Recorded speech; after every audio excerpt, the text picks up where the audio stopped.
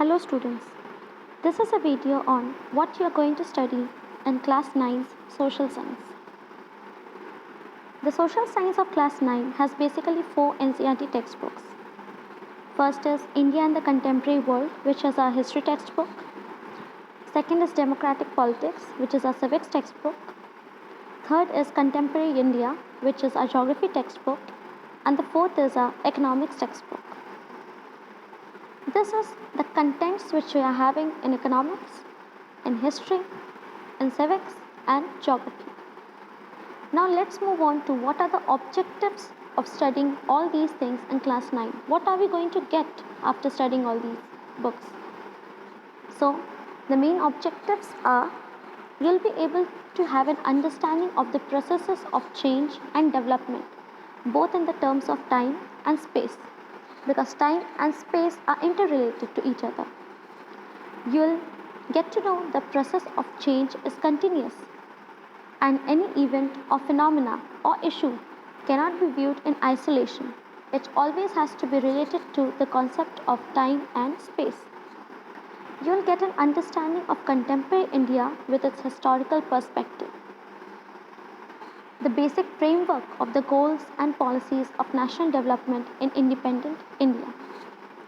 You will also get your knowledge of India's freedom struggle and the values and ideals that it represented, and how many people made significant contributions to our country's development.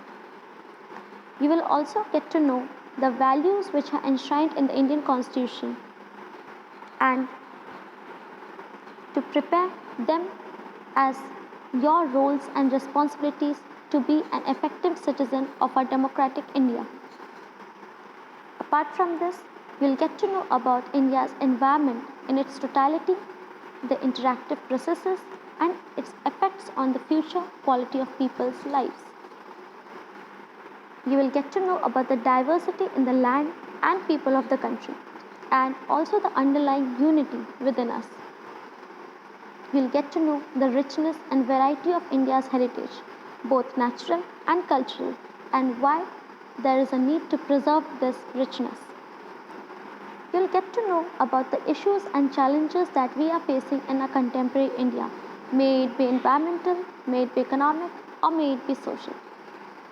You'll also get to know about the art of living a confident and stress-free life is by participating in the community services.